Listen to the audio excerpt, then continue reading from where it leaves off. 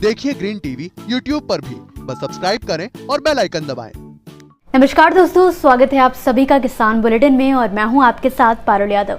दोस्तों, आज की बड़ी हेडलाइंस पर नजर डालेंगे, लेकिन उससे पहले हमारे सभी दर्शकों को, देश के सभी किसानों को स्वतंत्रता दिवस के आजादी के अमृत महोत्सव की हार्दिक शुभकामनाएं। तो चलिए अब नजर डालते हैं खेती किसानी से जुड़ी आज की बड़ी हेडलाइंस पर।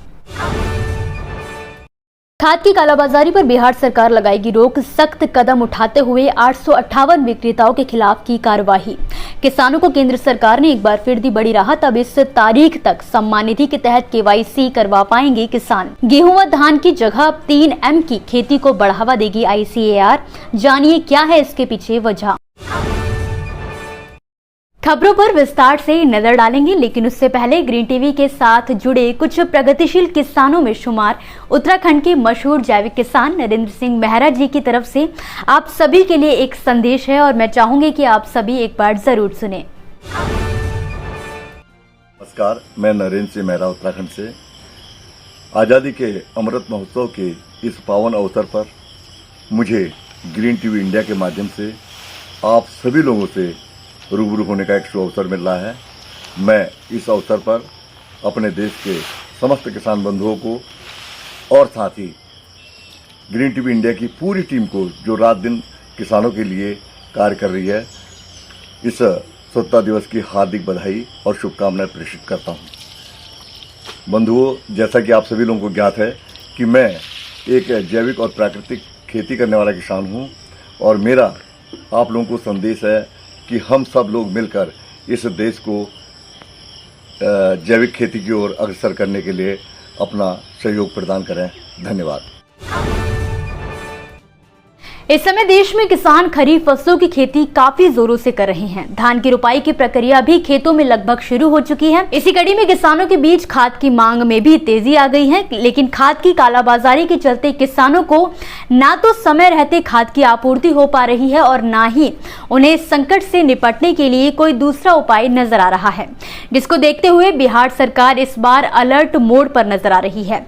इस संबंध में बिहार सरकार ने कई बड़े फैसले लिए हैं, तो वही बिहार सरकार की तरफ से लगातार छापेमारी की कार्यवाही की जा रही है, जिसके तहत अभी तक राज्य के 458 खाद्य विक्रेताओं के खिलाफ कार्यवाही भी की गई है। इस खरीफ सीजन खाद की कालाबाजारी रोकने के लिए प्रशासन की तरफ से राज्य भर में खाद्य विक्रेताओं के खिलाफ छापेमारी की कार्यवाही की जा रही है, जिसके तहत अभी तक 5000 से ज्यादा छापेमारी की कार्यवाही की गई है, जिसमें से 858 विक्रेताओं को दोषी पाते हुए उनके खिलाफ कार्यवाही की गई। इसमें से 124 विक्रेताओं का लाइसेंस निलंबित किया गया है, तो वहीं 197 विक्रेताओं का लाइसेंस रद्द किया गया है। वहीं 66 विक्रेताओं के खिलाफ FIR और 471 विक्रेताओं से स्पष्टीकरण मांगा गया है। बिहार सरकार ने स्पष्ट किया है कि बिना प्रशासनिक अनुमति के कोई भी विक्रेता अपना प्रतिष्ठान बंद नहीं कर सकेगा। इस आदेश का पालन नहीं करने वाले खाद्य विक्रेताओं पर कार्यवाही करने की घोषणा बिहार सरकार ने की हुई है।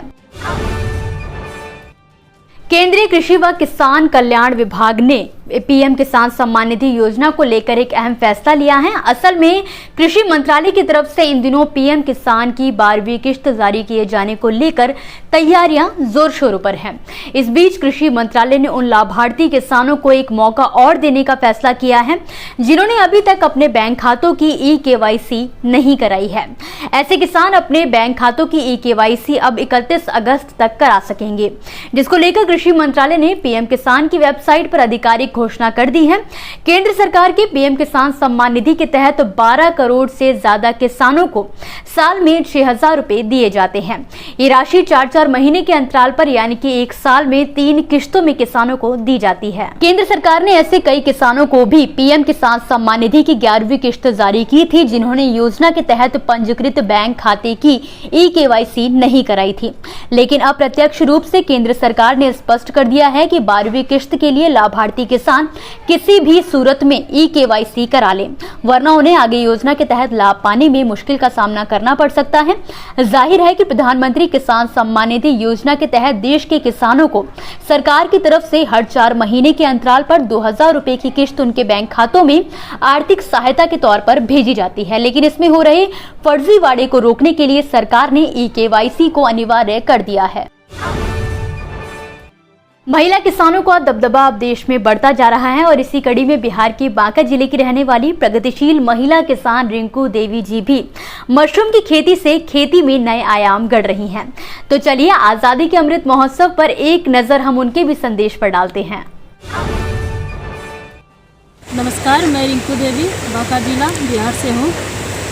आज़ादी की 75वीं साल पर आप सभी किसान बंधुओं को हार्दिक बधाई एवं शुभकामनाएं। मैं एक प्रोग्रेसिव फार्मर हूँ जो कि समेकित कृषि प्रणाली के तहत मैं कृषि खेती किसानी से जुड़कर कृषि का कार्य कर रही हूँ और मैं आत्मनिर्भर बन रही हूँ और साथ ही साथ मशरूम उत्पादन और मधुमक्खी पालन का भी कार्य करती हूँ। आशा करती हूँ कि आप किसान भाई बंधु भी सब खेती किसानी से जुड़कर अपने इनकम को डबल करते होंगे और अपनी आर्थिक व्यवस्था को सुधार रहे होंगे। तो आज़ादी की इस अमृत महोत्सव पर आइए हम लोग सब मिलकर घर घर तिरंगा इस कार्य को हम लोग सफल बनाएं। इसके लिए आप समस्त किसान भाई एवं बहनों को ढेर सारी शुभकामनाएं एवं बधाई। साथ ही साथ ग्रीन टीवी की पूरी टीम को आज़ादी की 75वीं साल पर ढेर सारी शुभकामनाएं एवं बधाई। Thank you. भारत का अग्रणी कृषि संस्थान भारतीय कृषि अनुसंधान परिषद ने अब देश के अंदर गेहूं और चावल के उत्पादन की जगह 3M की खेती को बढ़ावा देने का फैसला किया है। जिसके पीछे वजह क्या है वो भी आपको बताएंगे, लेकिन उससे पहले जानते हैं कि आखिर ये 3M क्या है। दरअसल ICAR के उप महानिदेशक AK सिंह ने गेहूं और चावल की खेती की बजाय देश के अंदर 3M का उत्पादन बढ़ाने पर जोर देने की बात कही है। 3M यानी कि मक्का, मूंग और मस्टर्ड। ICAR की बैठक में सिंह ने कहा कि गेहूं और चावल पर ध्यान केंद्रित करने की बजाय 3M यानी कि मक्का, मूंग और सरसों को बढ़ावा दिया जाना चाहिए। कृषि इनपुट कंपनी धानुका समूह के सहयोग से आयोजित इस बैठक में 33 कृषि विद्यालयों केंद्रों के कई कृषि वैज्ञानिक और ICAR के वैज्ञानिकों ने बैठक में भाग लिया था, जिसमें नीति निर्माताओं, किसानों समेत अन्य लोगों की भागीदारी भी देखी गई। गेहूं और चावल की खेती की जगह 3M की खेती को बढ़ावा देने के पीछे एक खास वजह है। ICAR के उप महानिदेशक डॉक्टर AK सिंह ने इसकी वजह बताते हुए कहा है कि 3M की खेती को बढ़ावा देने से देश आत्मनिर्भरता प्राप्त कर सकता है, तो वहीं किसानों की आय में भी बढ़ोतरी हो सकती है। असल में देश के अंदर सरकार फसल विविधीकरण पर जोर दे रही है, जिसके तहत गेहूं और धान की खेती की बजाय दूसरे खाद्यान्न का उत्पादन करने के लिए किसानों को प्रोत्साहित किया जा रहा है। विशेषज्ञों की माने तो लंबे समय तक एक ही तरह की फसल का उत्पादन करने से खेतों की उर्वरक क्षमता भी प्रभावित होती है। इस वजह से सरकार फसल विविधीकरण अपनाने वाले किसानों को प्रोत्साहन राशि भी दे रही है।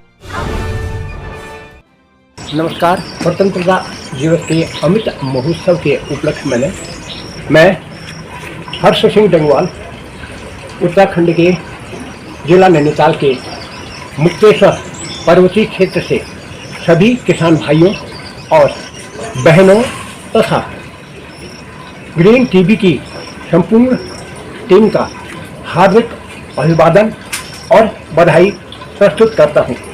किसान दिन रात अपने खेत में मेहनत करता है और अपने उत्पाद को पूरे देश में ही नहीं बल्कि अब तो वह विदेशों में भी पहुंचा रहा है। किसान अब जैविक खेती की ओर अपना डाइवर्सन कर चुका है। किसान चाहता है कि अच्छी क्वालिटी में और अच्छी गुणवत्ता में अपनी फसल को उत्पादन करें और उसको समय समय पर देश विदेश पहुंचाए, ताकि हमारे देश में खुशहाली हो, बीमारी न हो। धन्यवाद। दोस्तों, ये थी वो खबरें जिन्हें हमने आप तक विस्तार से पहुंचाया, लेकिन अब हम बात करेंगे कुछ ऐसी खबरों की जिनके बारे में भी आपके पास जानकारी होना जरूरी है। तो चलिए एक नजर डालते हैं खेती किसानी और कृषि क्षेत्र से जुड़ी आज की छोटी बड़ी अपडेट्स पर। जलवायु परिवर्तन का असर कृषि पर दिख रहा है, क्योंकि इसके प्रभाव के कारण फसलों और सब्जियों की प्रजातियों पर संकट आ खड़ा हुआ है।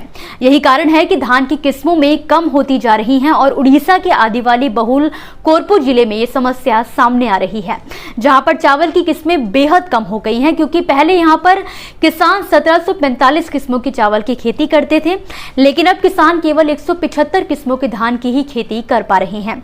धान की किस्मों में गिरावट पिछले एक दशक में आई है। रूस और यूक्रेन युद्ध की वजह से बीते महीनों में भारतीय गेहूं ने वैश्विक स्तर पर नई पहचान बनाई थी, जिसके तहत कई देशों से भारतीय गेहूं की मांग हुई थी। लेकिन इस बीच देश में गेहूं के कम उत्पादन के चलते केंद्र सरकार ने मई के महीने में गेहूं निर्यात पर रोक लगा दी थी। लेकिन गेहूं निर्यात पर लागू किए गए इस प्रतिबंध के बाद भारत से 1.3 मिलियन टन का निर्यात दुनिया के कई देशों में किया गया है। गेहूं का ये निर्यात प्रतिबंध लागू होने से पहले जारी किए गए ऋण पत्रों के खिलाफ प्रेषण और सरकार से G2G सौदों के तहत किया गया है।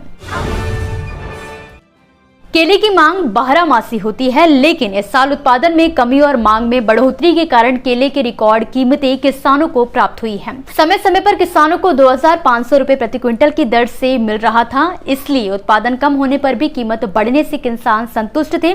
लेकिन अब अचानक उच्चतम कीमत पर पहुंचे केले की कीमत में भारी गिरावट शुरू हो गई है। खासकर जब सावन महीने में मांग अधिक होती है तो केले के भाव में आई गिरावट किसानों के लिए नुकसान का सबब बनती जा रही है।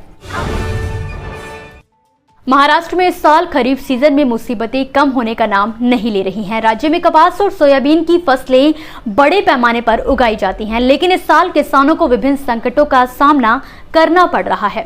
बीते दिनों भारी बारिश से फसलों का नुकसान हुआ था और अब रोगों और कीटों के बढ़ते प्रकोप से किसान संकट में हैं। इससे किसानों को भारी आर्थिक नुकसान हो रहा है। ऐसे में नंदुरबार जिले के जिन क्षेत्रों में फसलों पर कीट लगे हैं, वहां कपास उत्पादक किसानों ने फसलों का तत्काल पंचनामा करने और प्रभावित किसानों को तत्काल मुआवजा देने की मांग की है। मानसून के बादल देश भर में छाए हुए हैं, लेकिन कई जगहों पर बारिश नहीं हो रही है, जिसमें बिहार भी शामिल है। आलम ये हो चला है कि अब मानसून की जहां विदाई होने को है, तो वहीं बिहार के कई जिलों में सामान्य से भी 60% कम बारिश दर्ज की गई है, जिसके चलते बिहार में सूखे के आसार बन रहे हैं, जिसको लेकर राज्य सरकार अलर्ट मोड पे आ गई है। इसी के साथ आज के किसान बुलेटिन की बड़ी खबरों में फिलहाल के लिए बस इतना ही। आप मुझे दीजिए इजाजत और देखते रहिए ग्रीन टीवी। नमस्कार। देखिए ग्रीन टीवी YouTube पर भी, बस सब्सक्राइब करें और बेल आइकन दबाएं।